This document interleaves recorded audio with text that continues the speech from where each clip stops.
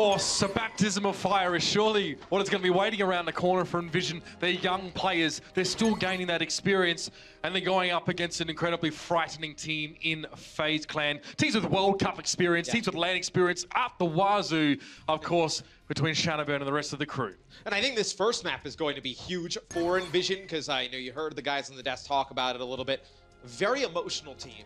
If they get off to a slow start against a team they know they don't match up good with, could just kind of spiral out of control for them. It's like a momentum-based thing, I guess you could say. Talking to McGravy as well, he's like, last time we went up against this team, I was not operating well. I said I was at 6% out of what 100% could be. He puts a lot of expectation on himself, I have to say, considering who he has to work to try and mitigate. But here are your teams. It's FaZe Clan and EnVision. The first map, of course, is going to be Ilios, and this is where we get to see if the proof's in the pudding, or if it's going to be FaZe taking him for a walk around the garden path, or in this case, the lighthouse. And this could be a map where we see Shadowburn bring out his Pharah. He's had a very good Pharah. You can see FaZe run the Pharah Mercy. You can have Carpe run the Tracer. You can be extremely effective. What the side of EnVision has done to get here, you've had Jaru on the Genji, you've had McGravy on whether it's 76, Tracer, McCree. You've seen them get here by that, but now you see, okay, so they're going to have Sani run the Pharah, McGravy will now switch over, he will run the Diva responsibilities, and Jaru will pick up the Tracer. Okay, so my inbox on Discord is full of messages from Sani. Whenever he plays Pharah, he sends me like all these clips. He just saves the clips and says, look how good I did, like look at these air shots. So he's very proud of his Pharah, but he's going up against Shadowburn. We always talk about his Genji, but his Pharah is downright frightening as well. Having McGravy on the Diva, this might be a subnominal situation for EnVisio. Apparently, we'll have to see what McGravy can do to protect his backline. This is going to be an interesting Pharah v Pharah duel. Yeah, it'll be Sani taking out Fact Fiction as Carpe takes out one. He takes out Shadowburn, so those Pharah skills paying off here for EnVision early. I think it's important for them to get off to a great start. I think with McGravy on the Diva, it puts an interesting position, because Sani, usually the Diva player for EnVision here. It's going to force McGravy to really kind of pick up that role, synergize with Numlock quickly. And it's interesting that your boy Jaru actually moving over towards playing Tracy here. That was nicely done. Carpe couldn't get much ingress towards the point there, and Sani's doing well here. The Sky Sentinel will call him. FaZe, of course, protecting him from a lot of damage, and it's very, very hard for Carpe to get through, at least being undetected. 19% for EnVision right now. A barrage is just around the corner, but Carpe has a pulse bomb, so both these Tracers should be hitting those pulse bombs in this next fight. We'll see if Carpe can open it up with that pulse bomb, as see Jaru just trying to poke here. He'll work towards the pulse bomb zone. He earns it.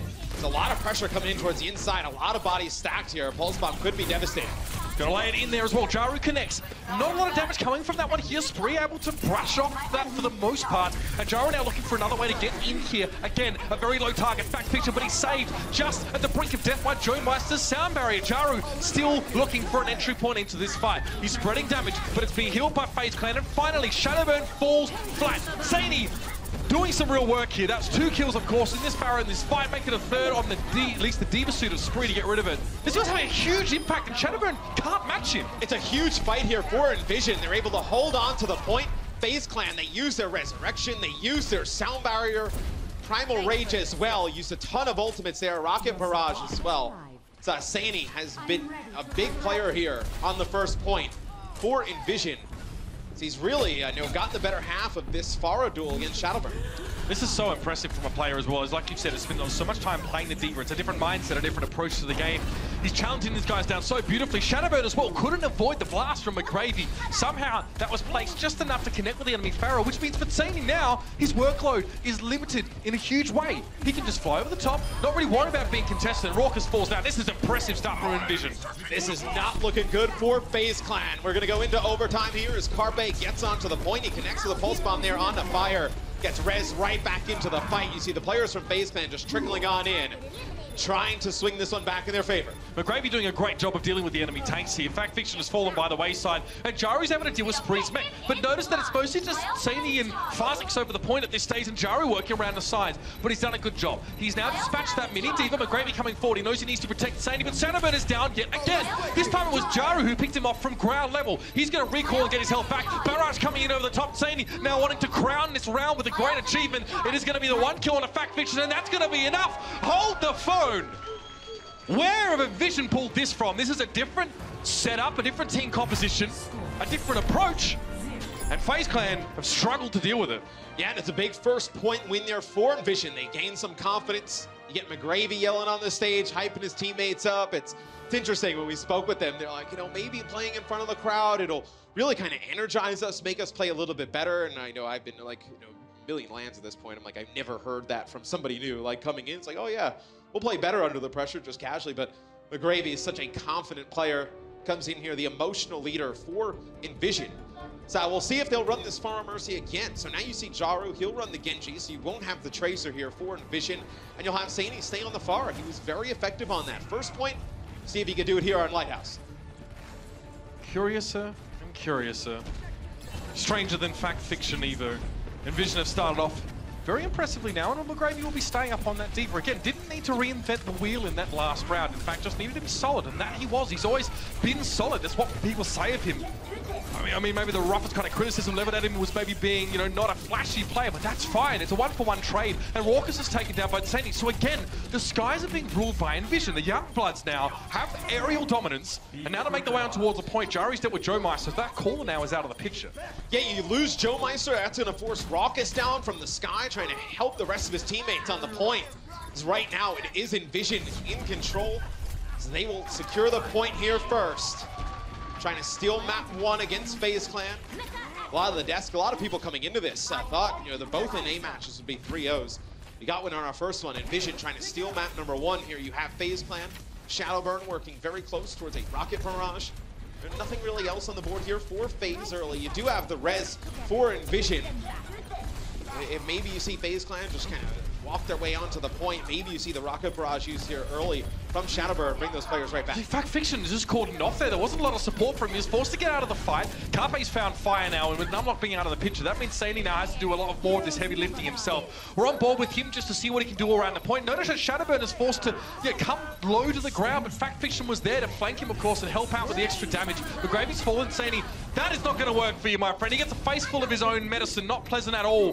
45% for EnVision. It's a great start, and with Fart's going down, no potential here to keep the healing going. FaZe Clan flip it back in their favor, but it's time for these rock stars to wake up. Yeah, they have a ton of ultimates as well. I mean, they had to use their rocket barrage, they used their self-destruct, but you get both support ults, Carpe with a pulse bomb, Fact Fiction with the primal rage, stay alive on that point.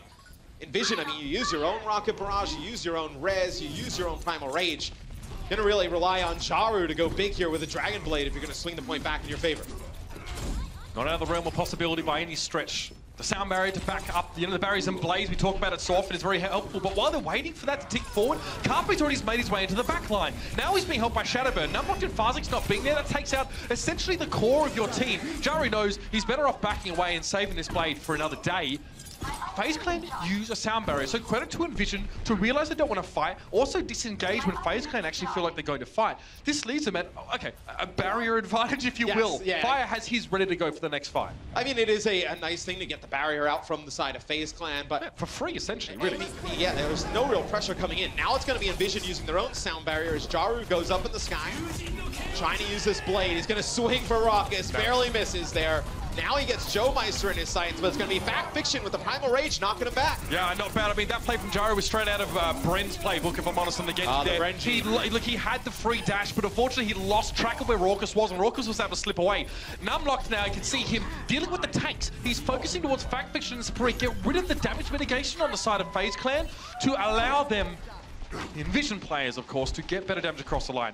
FaZe Clan, a good amount of hold there. It's a shame they didn't really get to use that Resurrect to try and stall the fight out, or, you know, make this a bit more concerning for EnVision.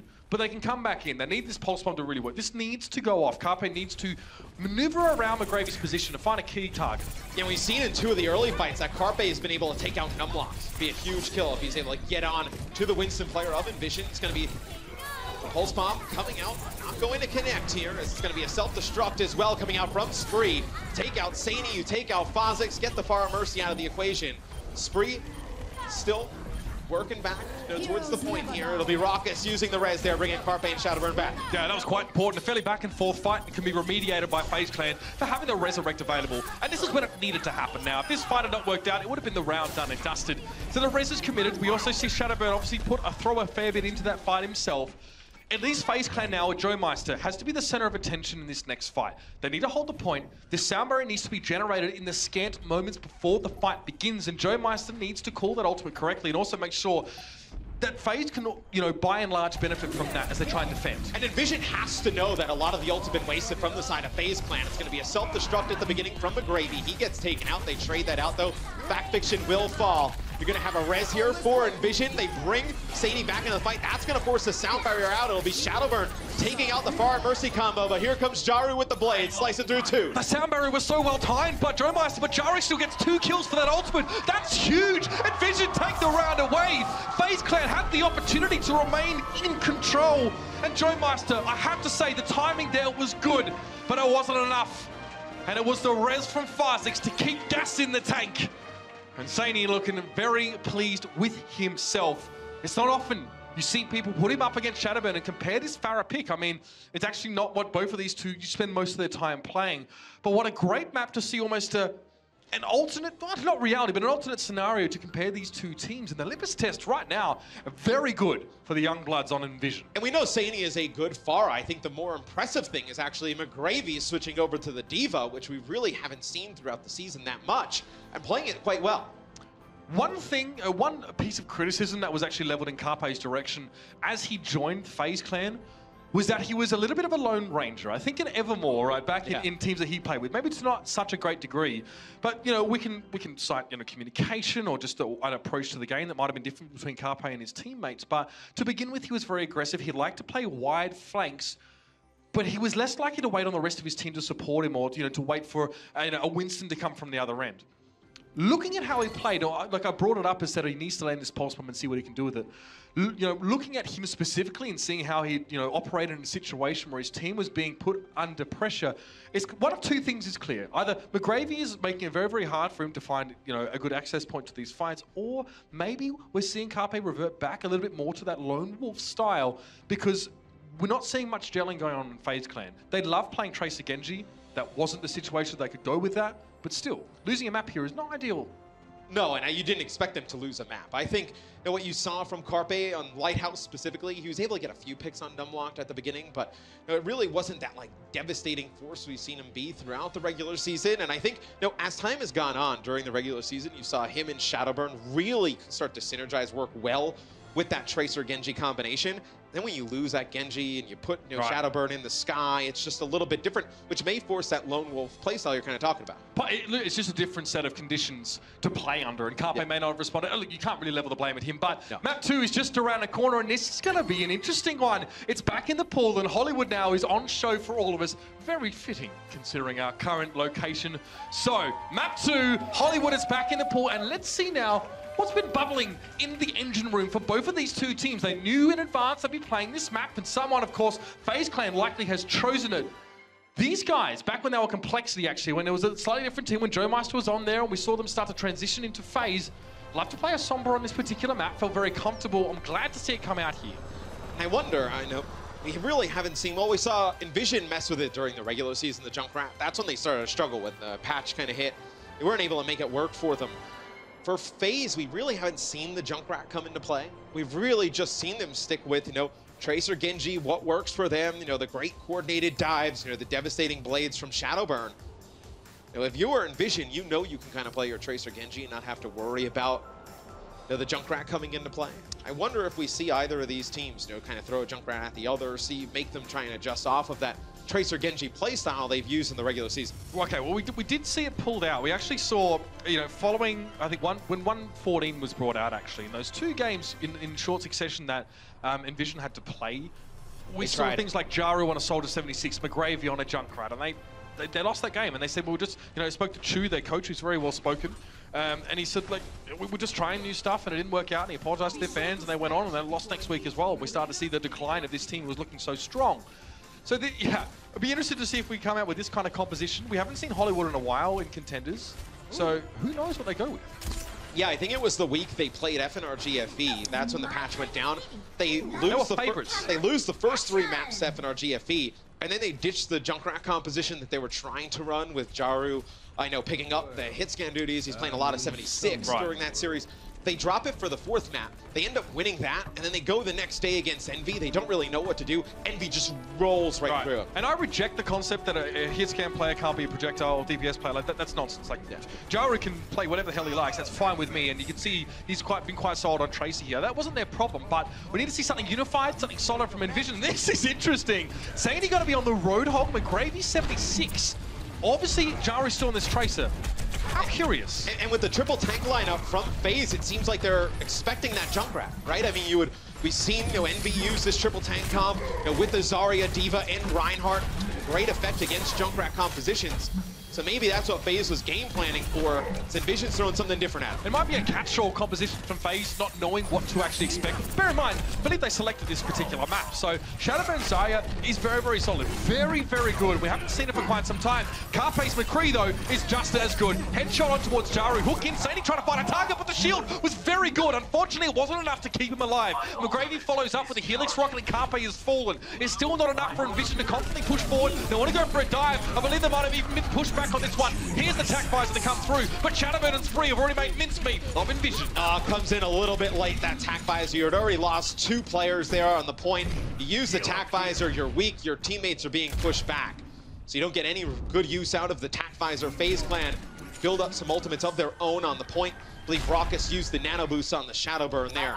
Just give him a little bit of extra damage, as now it'll be Shadowburn with the grab, Carpe with the Deadeye coming into the next fight. Graviton to open up the fight. There's not much you can do if you're EnVision except just bow down and take it. And Carpe, it's a one-man Deadeye, but that will do the job.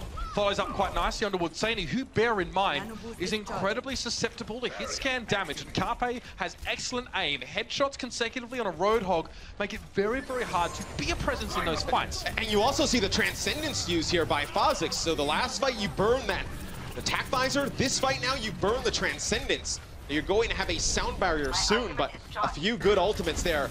Burnt by EnVision in our first 2 fights. Hog, speaking of which, just around the corner, but Sadie might not have a chance to use it here. Notice that he's not focused down by FaZe. There's too big a health pool. FaZe does get the charge on him, and there's follow-up damage there. Numlock into the backline, but who is following him up? Jaru's trying to get there and do a bit of damage, and McGravy is being harassed from the backside. EnVision are being pulled and prodded and pushed on all sides. It's like, again, not enough butter on too much bread. They can't get there, and they're scattered.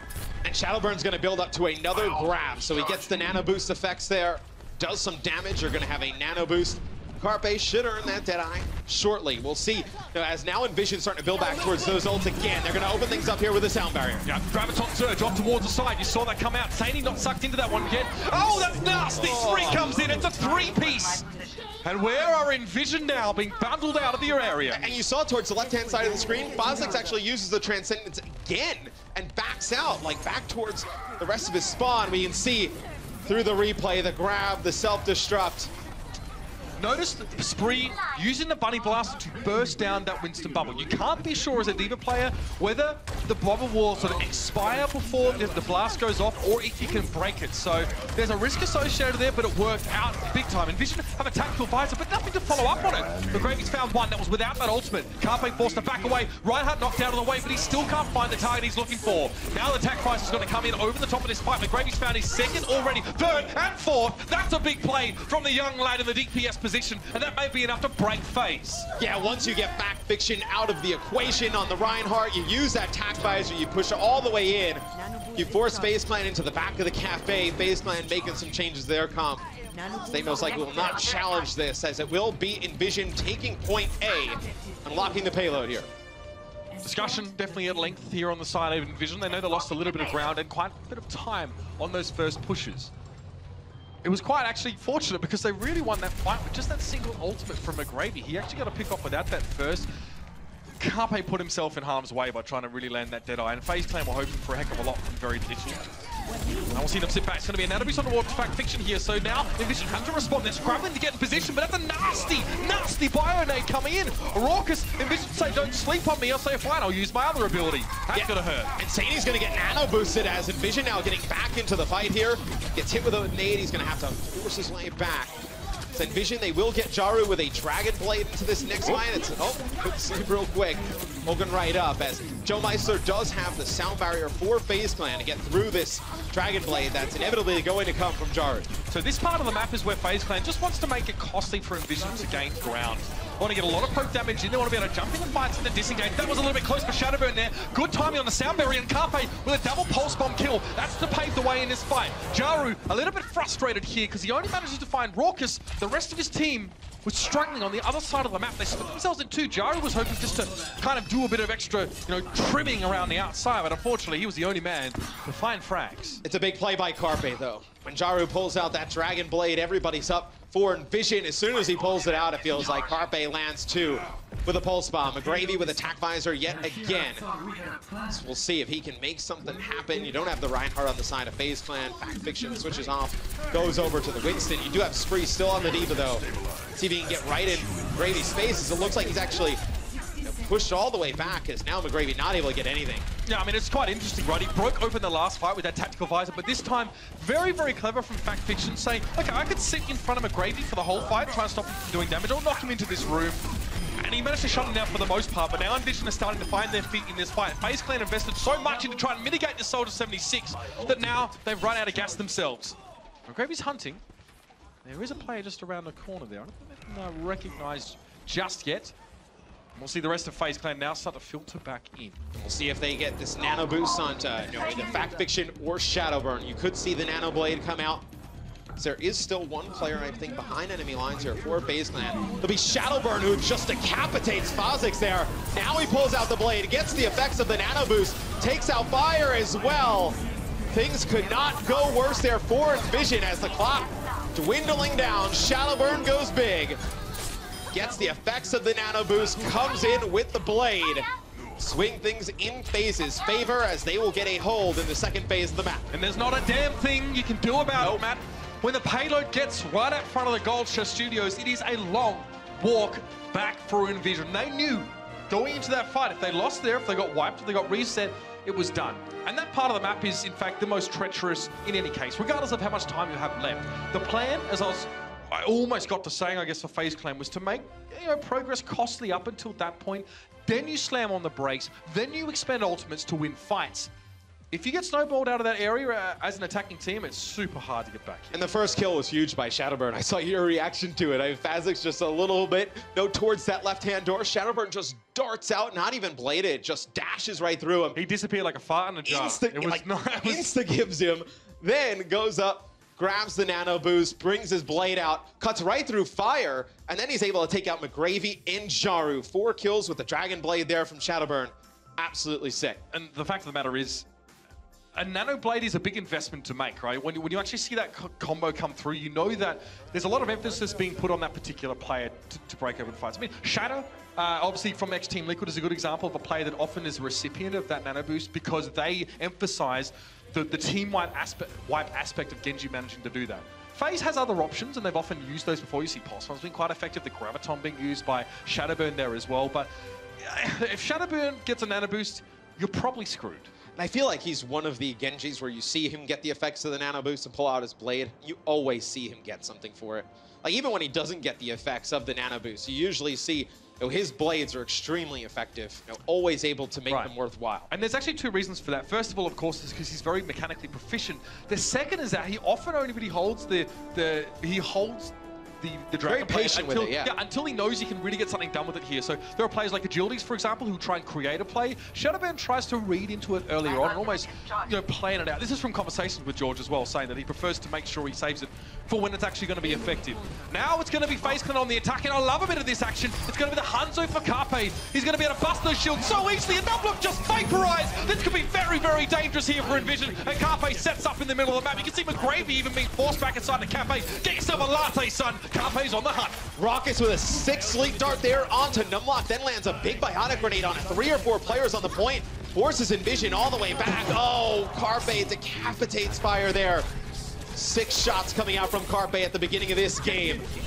Puts 1 arrow into Jaru, forcing him back. Nice barrier there from Shadowburn, keeping Carpe alive. That was lovely stuff. He was the barrier, should I say. Carpe is just ripping it up right now. And I've never seen anyone get decapitated by an arrow, but that's overkill. Carpe is just applied that. Have you watched Game of Thrones? Do they have that? Is that an actual question? Yeah. Where I'm from? I'll take you where I'm from in a body bag, bro. Oh, okay. not watch Game of Thrones. What's wrong with you, man? All right, Carpe set up in the middle of the map. Dragon Strike is available. And guess what other component of a very scary combo is on the FaZe Clan roster? Oh, I mean, you have the Graviton Surge building up. You also do have the Earth Shatter here from Fact Fiction. So you have a lot to combo with the Dragon Strike here. Nothing really for EnVision to react. Jaru uses the Pulse Bomb, doesn't get anything with it. There's going to be the Earth Shatter from Fact Fiction. Knocks down 2 or 3. The Nano Boost coming out on a Shadowburn as well as he is charged up. And I love seeing this from Fact Fiction as well. Shadowburn doesn't even have to use the Graviton Surge in this fight. EnVision are running a Winston D.Va combination, right? Up against the Reinhardt, you're laughing all the way to the bank because Fact Fiction knows the only thing that can block an Earth Shatter from him is a Winston bubble. And what we saw there, FaZe Clan saw EnVision initiate with both of their tanks. They left their backline unprotected. And a player like Fact Fiction is always going to take that opportunity and capitalize on it as quickly as possible. And now here towards the end, you do have that self-destruct grab combo we saw from FaZe Clan a little bit earlier. Carpe switches off with the Hanzo. He'll go to McCree as FaZe Clan get very close to finishing off this map. Oh, that's nasty. Jaru chases Carpe down. And this is where EnVision now need to start waking up and getting it done. Graviton Surge in. In fact, Fiction is more than happy just to deal with all those targets bundled nicely together. Up on the high ground is McGravy with that tactical visor, and the timing was good. FaZe Clan, the remainders of them, are forced to try and take cover inside the saloon. Raucus is stalled out for a couple of seconds, or staggered, should I say. That is important for EnVision to get some breathing time here, Matt.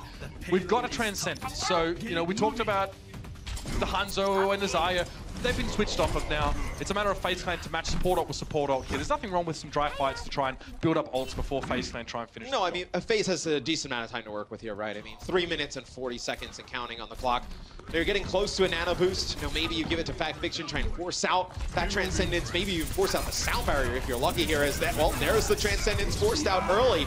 Don't even need to invest anything from the side of FaZe Clan. You lose this fight, not the end of the world. Shadowburn switches over to the Genji, trying to build up towards that Dragon Blade.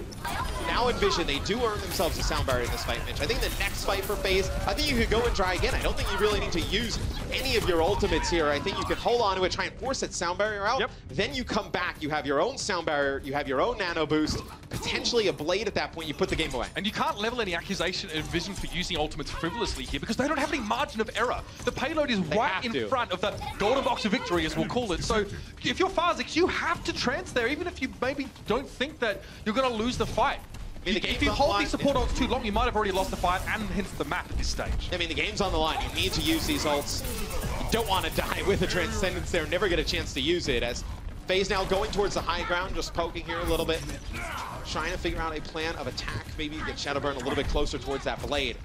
So you see, though, EnVision has a nice stack of ultimates out here as well. Been an nano boost here going on a Fact Fiction as he's driving in deep. That's going to force the sound barrier out. Starting from fire, though, we get the boot back on Fact Fiction and gives himself the time to give his team the sound barrier here. But Fact Fiction will not be perturbed. Comes forward, and now, as soon as the nano boost expires, he gets that extra durability from Primal Rage, and FaZe just gets socked right in the kisser. Spree is trying to boop around on the point here and come forward. He's actually got a self-destruct, so for EnVision to stay alive in this fight is looking very unlikely, and this is conservative from FaZe Clan. They're not throwing themselves forward. They're not throwing themselves to try and find any more reinforcements. They're dealing with the threat on the payload to make sure that EnVision constantly have low numbers, and it should be it. They're going to come forward here. The self-destruct from Spree didn't get much done, but it didn't have to. McGravy's sitting back here, now entering the fray, but fire's already down, and it's just going to be him. FaZe, it's in vain to throw himself towards his payload. The pulse bomb wasted. He's got the Transcendence, but this is surely close to done. Raucus hit a 6 sleep dart on the Jaru as soon as he was pulling out the blade. Jaru may never even get a chance to use it here in the fight. He comes in from the opposite side. Here comes the Dragon Blade. We'll see if he can get anything with it. Fact Fiction takes him out. FaZe Clan too strong here on Hollywood. Nothing to be done now. It's just the last drips and drabs of EnVision to try and challenge out this payload point. And FaZe Clan definitely going to be satisfied with these last few attempts. They're a decent stall, if I'm honest with you here. EnVision are trickling out, but that is going to be it.